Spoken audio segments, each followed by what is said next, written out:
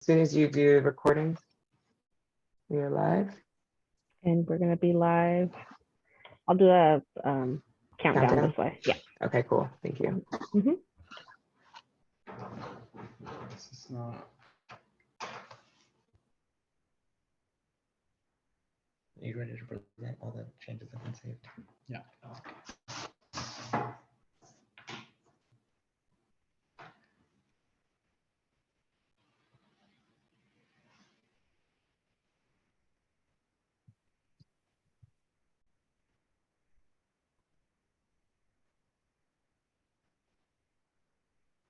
Good afternoon, everyone. Welcome to the next workshop hosted by the Center's Economic Justice Program. Thank you so much for joining us as we kick off another workshop tailored to preparing your elevator speech.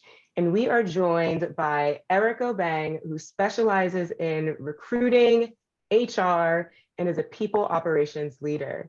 Eric is a recruiting professional based in Sacramento with his husband, Jeffrey, and cat, Leon. His most recent work experience comes from his time at the Department of Healthcare Access and Information as a recruitment specialist. Jeffrey McInnes serves as a business development leader with LinkedIn and is experienced in technology partnership and is a partner strategy leader. He lives in Sacramento with his husband and cat, enjoys gardening, landscaping, writing, and playing the piano. We're so excited and privileged to have them here with us today. They will be leading us in learning more about preparing your elevator speech. Thank you so much for joining us today, Eric and Jeffrey. Without further ado, I'll let you take over, take it away. Have a great time. Hello. Hi, thank you very much. So today we're going to be talking about how to develop your elevator speech. So first, let's just start at the beginning. What is an elevator speech? Eric, do you want to tell us? Sure. An elevator speech is a short and enthusiastic synopsis about yourself. It is designed for a prospective employer in this case, or maybe it is a way that you share who you are and what you do to someone if you already have a job. And it's perfect for quick encounters like a job fair, networking events, and meeting new people. And the moniker, the elevator pitch or speech, is actually derived from having to be shared in an elevator pretty quickly. So if you can get it down to 30 to 60 seconds, that should cover you if you were in an elevator with someone that you wanted to talk to.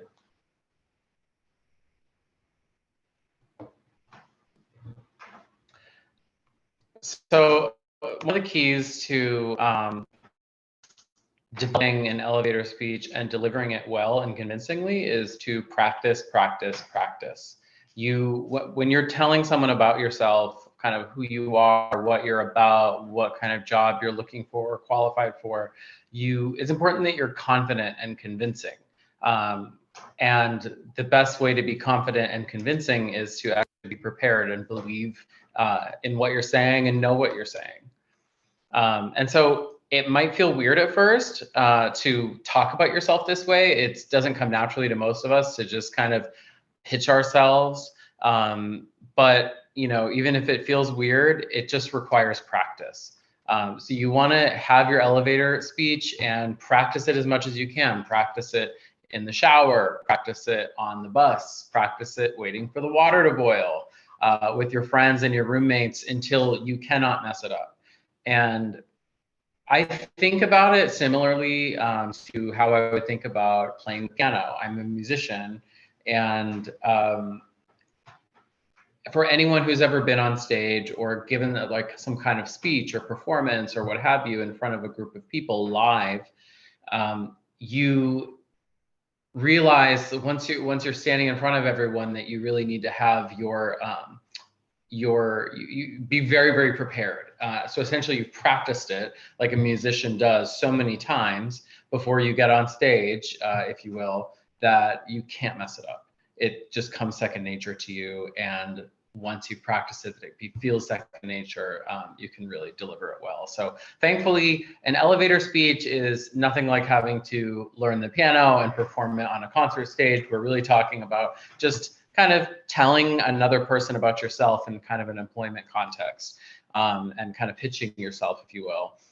So, you know, but the stakes can still be high in those situations, and you really just want to be prepared going in.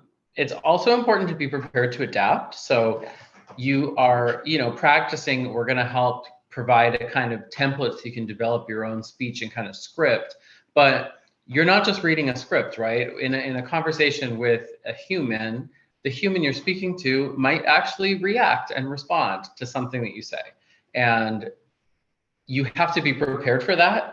That's how people talk to each other. And so, you know, you don't want to be kind of shaken that, oh, they interrupted me on line 3. I now lost my place. I don't know where I'm going next.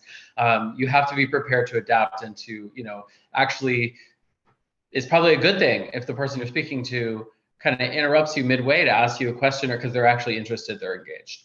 And you so have to be flexible and positive while also still remaining persuasive. If you can like positively adapt to that situation, it'll help you interact and navigate that conversation, you know, much better.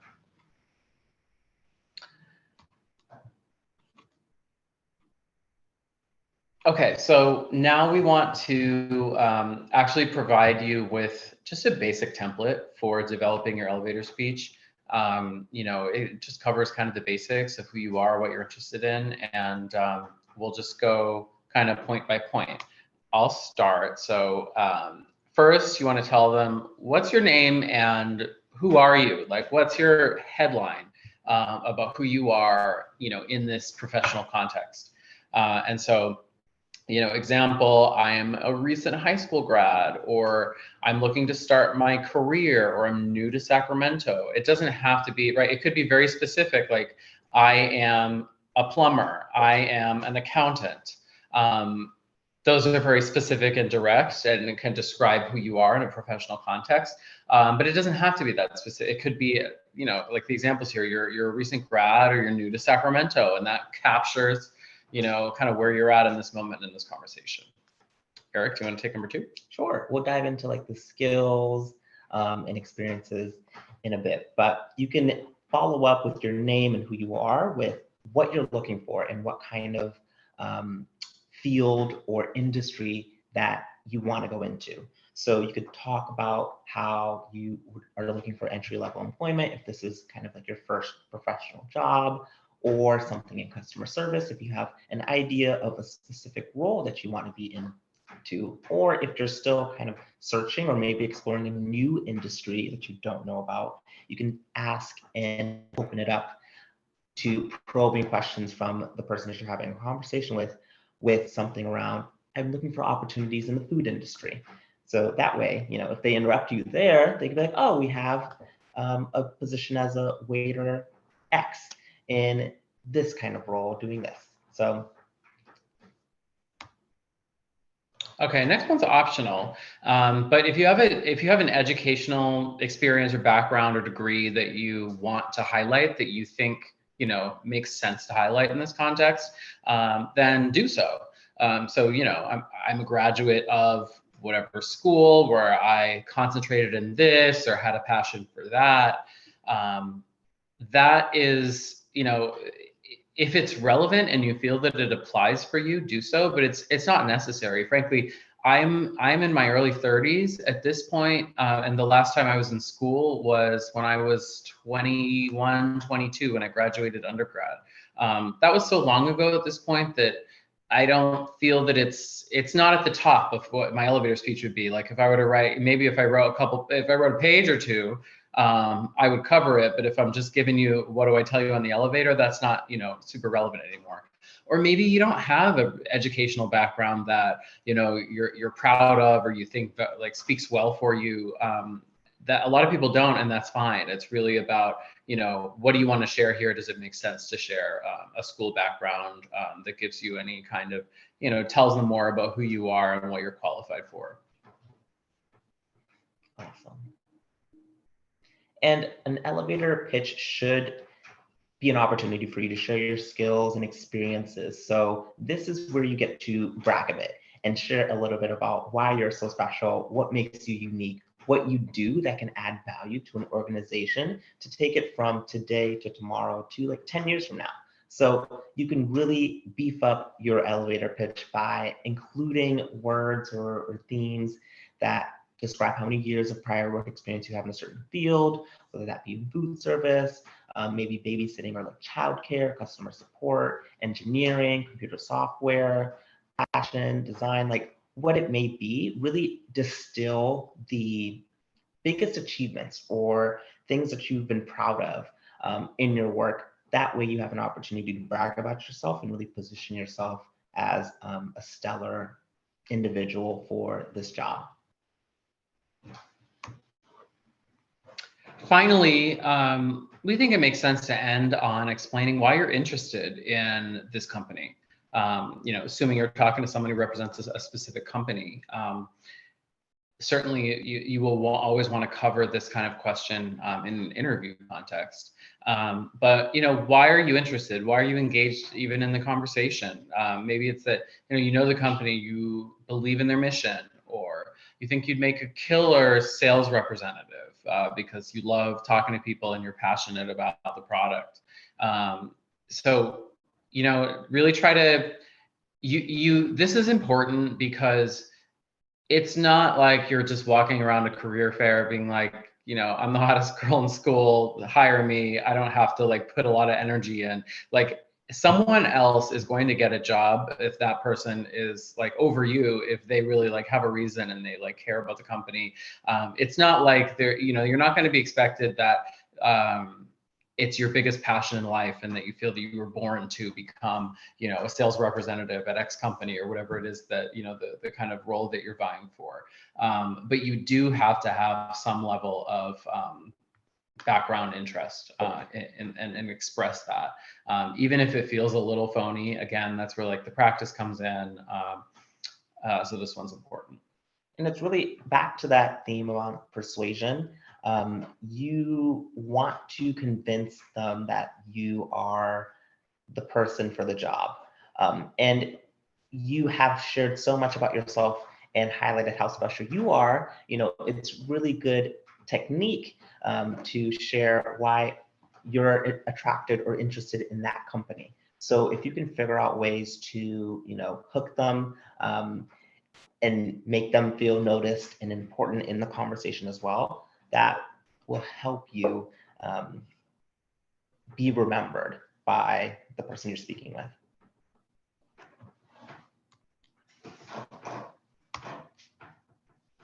So make sure you have stuff to say about it. Attending a job fair. Or we can open this up to like networking or any kind of event where you're meeting professionals or people with jobs or careers that you're interested in. The first thing to do before you attend a networking event like a job fair is to research. Like what kinds of companies are going to be there? What kinds of industries does this job fair target? Pick a few companies, maybe 2 to 5, 3 to 5 to focus on, and research who they are, what they do, what roles are open or available at the organization. That could be a fit for you. That way you have a short list of people to talk to and go to speak with, and you can hone in your elevator pitch around those companies. Yeah, you also want to prepare ahead of time so that you're not scrambling at the last minute over details that you could have prepared for in advance. So, iron your clothes the night before. You never want to feel like, oh, I'm going to be late or I'm going to miss the bus because my shirt isn't ironed and my iron's taking a while to heat up. And like, just iron the night before. Don't give yourself that kind of stress beforehand. If you're going old school and bringing paper copies of your resume, which can be totally effective, do that ahead of time. Really important too is get a good night's sleep when you're engaging with people, especially in real life. they can pick up on things beyond just what you're saying, but how you're looking, how you're feeling, what you're emoting. Get a good night's sleep. Think about it as an important thing that you're going to be doing the next day, and that you're doing all the things you need to do to prepare, so that when the time comes, you can just focus on being your best self.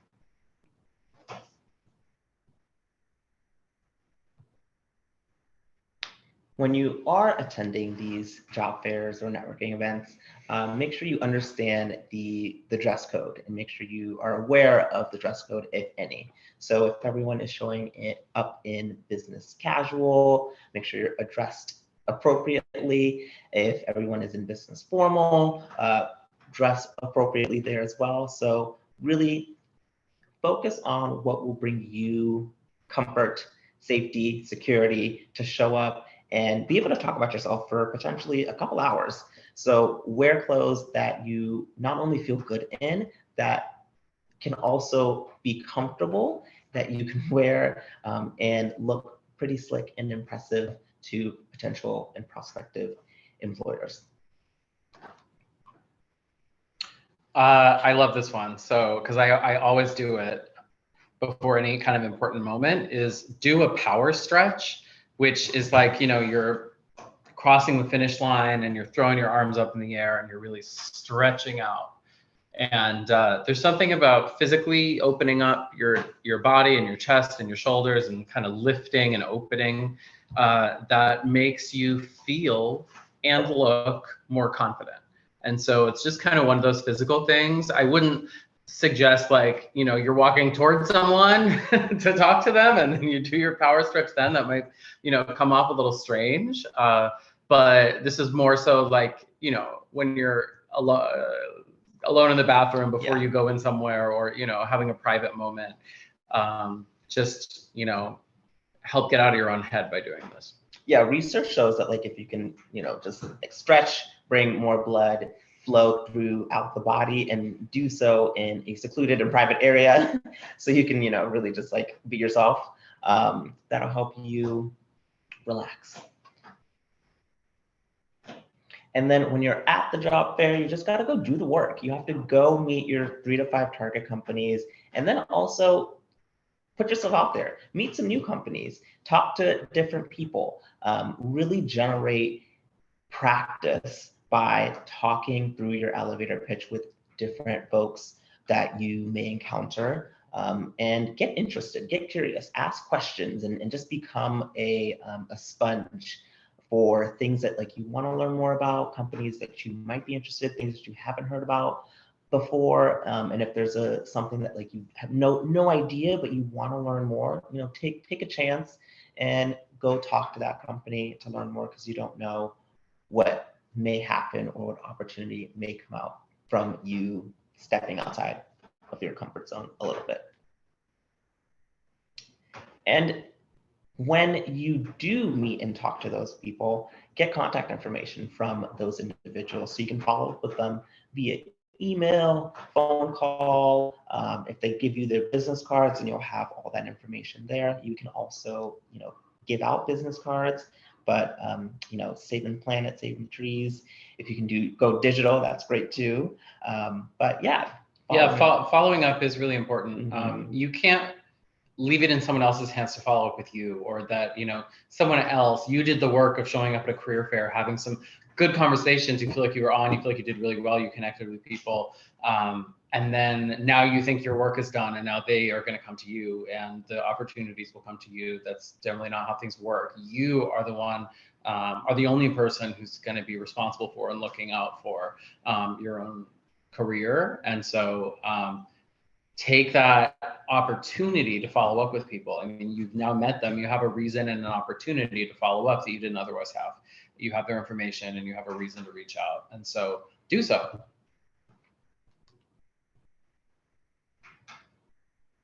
So after the job fair, we hinted it a little bit. The follow-up, that is key. You are sending that first email, even if they promise to follow up, or even if they gave you a time frame. Make sure that you, one, adhere and listen to that time frame, because it is good to listen if they give you any instructions.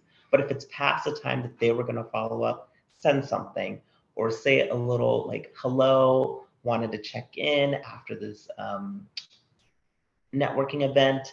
It was really great to meet you, and I'm excited to continue our professional relationship. Something simple, or if you actually have a role that you're looking for, you can include information on the role.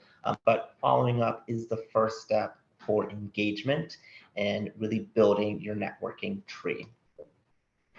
You can email thank you notes to individuals if you had a really profound and insightful conversation with a select few that you feel like, wow, like these are great people. I want to follow up with a thank you note. Totally great courtesy to do so, and welcome. Include resumes, your own resume, in your follow-up emails. And go ahead and take action. As I said before, it's on you to do so. So, you know, if there are roles, typically you have to actually apply. Just talking to someone, unless maybe it's a really small business and they run the show. But for the most part, you're going to have to take action to actually submit an application for roles that you're interested in. And so go ahead and do so. Now, we're going to switch this up a little bit, but basically this is the template that each of you should sit with on your own time and work on fleshing out your own elevator speech. And reminder, this is just a template. If you think that you want to kind of go off-roading a little bit and there's a better or different way for you to convey information about yourself and what you're professionally qualified for and interested in, then by all means do so. But we wanted to at least help provide a really just straightforward template that you can start from. And so maybe this is what you use exactly, or maybe you customize it for yourself. And let's just, we can take questions in a moment, but I think first, Eric and I can just provide an example to close this out, where I'll just run through this template and give my elevator speech about myself. Eric can do the same, with the note that neither of us we're not currently looking for work. So, you know, it'll be maybe a little bit different based on that, but I'm just gonna go for it. So my name is Jeffrey, and I am a business development leader in the tech industry.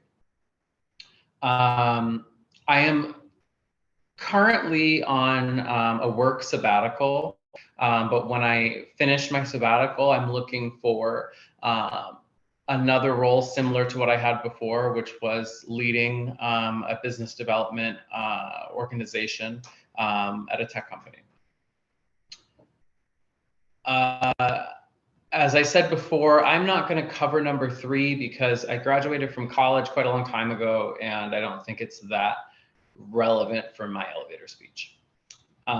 So I have 10 years of prior work experience in business development for technology companies, working for a few different companies, and I would explain, you know, who those were, maybe what I did for them. And I'm interested, currently I'm not interested in any specific company, but I'm interested in any company that really puts their people first, and they build products and services that add real value to communities that I care about. Eric? Awesome, great job. Mine is going to sound a bit more like a bio, so it gives you a different flavor of what an elevator speech or pitch could look like. But my name is Eric, and I'm a people operations, HR, and recruiting professional. I'm actually with the Department of Healthcare Access and Information as a recruitment specialist, and I have 8 years of people operations, HR, and recruiting experience. At the Department of HCI, I am responsible for helping individuals understand and join the organization in a really, really compelling and easy way. So that is helping them through the job application process, the recruiting process, and the onboarding and offboarding process. And yeah, that's me. Anything else to add? No, good job. So that's what we wanted to leave you with, was just a couple examples of elevator speeches from us. again, work on this template on your own at home, and practice, practice, practice, and good luck at the career fair and your professional endeavors. Now, we're happy to take Q&A if we have any. So I'm checking the chat right now, and you both did a phenomenal job. It looks like you answered all the questions in your presentation. No one has additional questions. It seems like you answered everything because you both were very thorough. So I really appreciate your time in preparing for this presentation and presenting this presentation to the community. This particular topic is really a crucial task that elevates the preparation for employment for a lot of folks. And we're just really, grateful to have folks like you within the community that are willing to share your knowledge on such an important subject. I particularly liked hearing you say that it's really best to prepare to adapt so that you don't necessarily get thrown off by a question that you weren't anticipating. One of the worst things during an interview is to be stuck. And so just really being relaxed and ready to, and open for whatever questions that may come through is really going to be vital. Also, the section where you went through, or the both of you went through the template, absolutely invaluable. I'm just going to do a quick recap of that template. It's really 5 steps, everyone. First step is your name. Introduce yourself. Give them a teeny bit about yourself. Eric and Jeffrey mentioned, imagine if you're in an elevator, the time it will take for you to make that trip within an elevator. That's pretty much the amount of time that you'll have to get all these steps in. After you've done your name and your intro, explain what you were looking for. Just a really brief explanation of who you are and what you want. After that, include your education or your passion areas. This is kind of optional, so you don't want to spend too much time, but moving into that next step where you review your years of experience, that is crucial. Definitely highlight those skills, transferable skills, specialty skills that you have that will pique the interest of those folks that are interviewing you, or folks that may create an opportunity for you to be interviewed. And lastly, explain why you're interested in that company. What makes that company that choice for you? Why is that company special? What makes them stand out? So following these steps, I believe is truly invaluable to really set yourself apart from other folks that they've spoken to throughout the entire day so that you can really be memorable.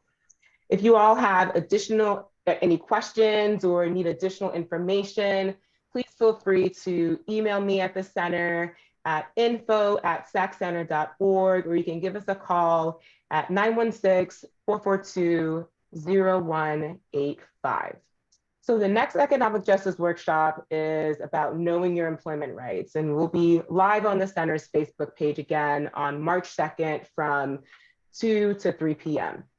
As a reminder, the You Better Work Fair is scheduled for March 9th from 12 to 3. The job seeker registration is open and available on the center's socials and websites. There's a QR code that's going on around. Highlight that QR code and register. If you're not available to register at home, you can show up at the event and we will take care of that registration for you. Also, as a reminder to the previous preparations and workshops that we've done in the past, we also have many employment resources such as professional headshots, attire for you to dress for success, and other opportunities to conduct maybe like a recorded mock interview to assist you in preparing for the job fair. So thank you all again for tuning in, and a special thank you to Eric and Jeffrey for this, again, valuable presentation. I hope everyone has a wonderful day. Please stay warm. I look forward to seeing you all live next week and at the You Better Work Fair. Have a good day. Bye.